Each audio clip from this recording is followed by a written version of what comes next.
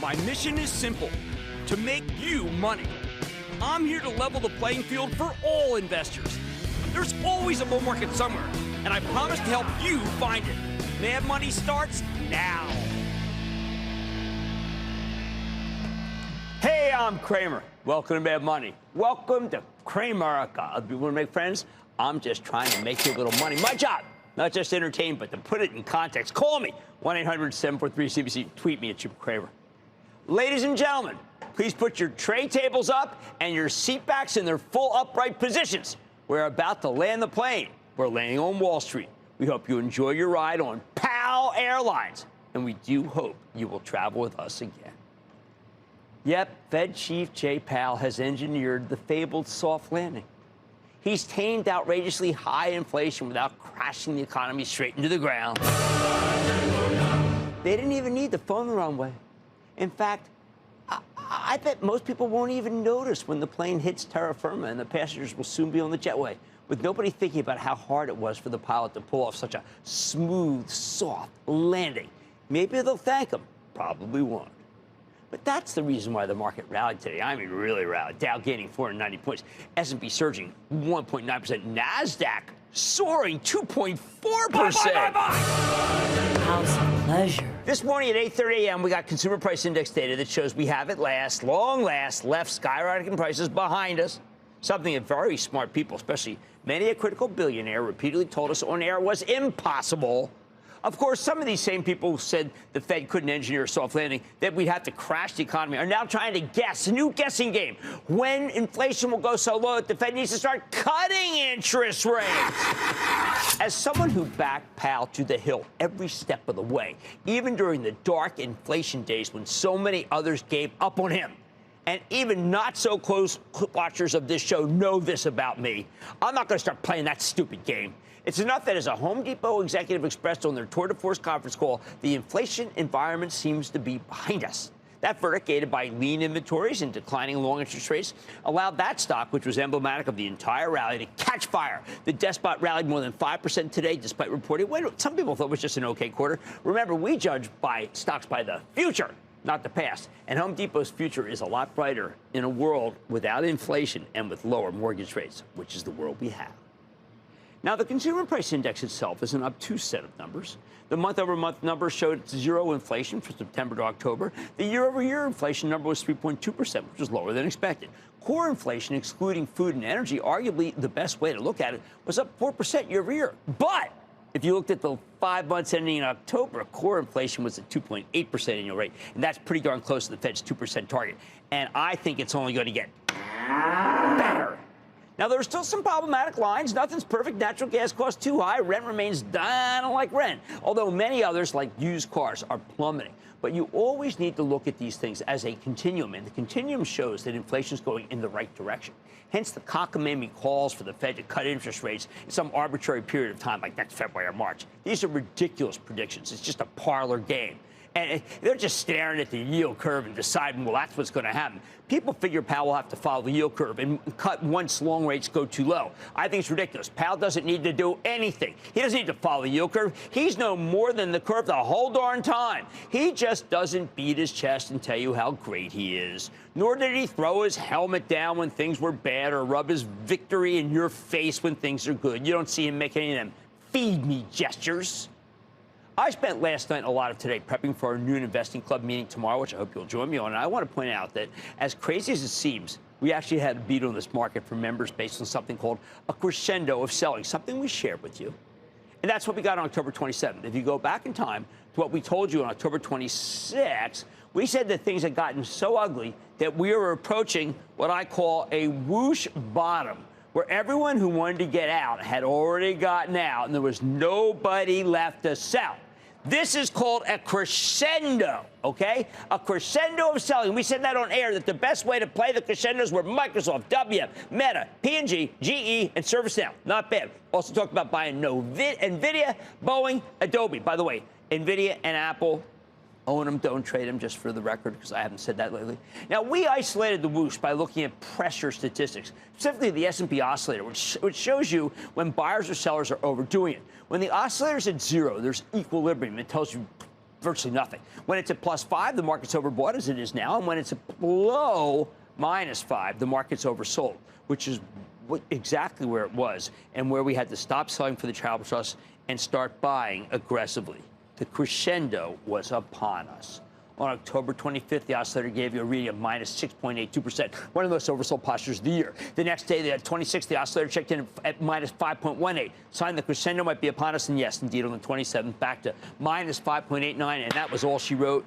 That was the sign that people were continuing to sell stocks too aggressively, and you could expect that whoosh higher when they were finished.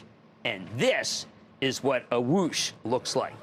Crescendo sell, whoosh bottom, boom. Now, we used to call days like today frontsy backsy days because the market rewards the stocks that had the most viciously slugged on the way down. Stocks like at Enphase, which seemed like a play on solar power, but turned out to be a play on borrowing money for solar panel installations. That got crushed when interest rates soared. Today, Enphase, of course, therefore caught fire, up more than 16%. Same goes for some of the real estate investment trusts that have been crushed by higher rates. They turned around too.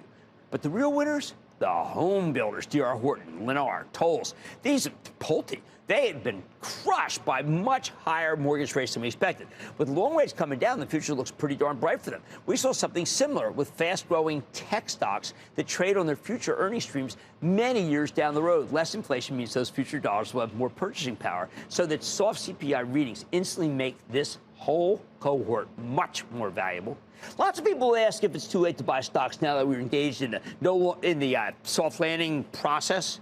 My feeling is that the market can continue to go higher. But look, come on, the easy money always gets made when you keep your head and everyone else is losing theirs. And that's what happened in the whoosh. Since then, we've been around for weeks. We're no longer in a situation where everybody's panicking. No one can imagine a brighter future. So pick your spots, find aberrations, look for attenuated situations like companies that might benefit from a weaker dollar, which suddenly is weaker, by the way, or from a possible thaw in our government's relationship with China now that Xi's visiting San Francisco. But the bottom line here, don't think you can get in on the actual plane's landing. To mix metaphors, that plane sailed in late October when so many investors decided it would crash, so they jumped off without a parachute. That was the miraculous buying opportunity. That was the crescendo. And now, even as I like the market, I can't tell you to hop on until we have a couple of down days and a lot more negativity and disbelief than we currently have. Judy in Washington. Judy. Jim, you're so awesome. I just had to join the club today, and thank you, thank you, thank you. You're very kind. You're very kind, Judy. Thank you. I'm glad you joined. I know we got a special, I've been seeing the ads. We got like a special thing going. Looks good to me. Yes. What's up? So my question is about ELF. They had a great quarter, but it's been selling off. Do you think that its reputation has been blemished by the short sellers report? Would you add or sell at this point? I like the stock. I'll tell you why I like it. I think that we have had Tarang Min on the whole way. He has been spot on. He has taken share and taken names. And these short sellers, they want it lower, but they're going to have to deal with the fundamentals. And the fundamentals are darn good. And thank you for joining the club. Big meeting tomorrow, 12 o'clock. People will be, I'll tell you, you're going to like it. You're going to like it. Bobby in Louisiana. Bobby. What's up, Jim? What's happening? That's a loose Cajun translation for booyah. Oh, man, I like that. Well, that's where it came. It came from, booyah, came from New Orleans, where my daughter was in school. How can I help? Yeah. You often say, don't be afraid to take profits. Right. I want to trim my position in Coca-Cola at a profit and increase my position in Realty Income, which will greatly reduce my cost basis and double my dividends, roughly. My main belief is that Realty Income stock was going to outpace Coca-Cola stock. What's your opinion on that move? I like your call. I'll tell you why. Because I like that monthly dividend that Realty Income gives you. And we have letter O on the time. Sumit Roy does a fantastic job. They made an acquisition. I like the acquisition very much. I think you have game. And thank you for joining the show. How about Dan in California? Dan. Hello, Mr. Cramer. Thank you very much for taking my call. Of course. I have a question. Well, actually, it's two questions on the same stock. One is Celsius is a stock, and I've noticed in the morning that thing dropped like a rock today and yesterday, and yet the market's up 500 points. And my second question is, would you recommend buying it at this point? Okay, so here's the problem. There are some numbers that came out that shows that there's even though it's just unbelievable, more than 100% gain, it's actually a deceleration from the previous quarter, and that's what people are shooting at. There's a gigantic short position on this thing. I think that PepsiCo made a real good acquisition in buying some Celsius, and I'm not going to go against the thing, but I've got to tell you, the shorts are pressing this thing down like there's no tomorrow, and I don't like battlegrounds, even as I believe in the end Celsius wins. And now, even as I like the market, I can't tell you to hop on after this gigantic day with not a lot of negativity and disbelief. That's what caused the bottom, the whoosh bottom. And we saw a crescendo of selling, and that's passed. On Mad Money tonight, according to the CDC, over 37 million Americans are living with diabetes. And with today being World Diabetes Day, I'm hearing from treatment leader Dexcom, which we've liked for a long time, what the company's doing to raise awareness and help patients. Then we have two new consumer health stocks on the street in the form of Haleon and Kenvue. But which of them do I think is right for you? I'm comparing them head to head. And some investors have chosen Tesla to invest in the future of smarter roads. I spotted one under the radar player that I think offers some very interesting solutions. Do not miss my exclusive with the CEO of Vera Mobility. So stay with Cramer.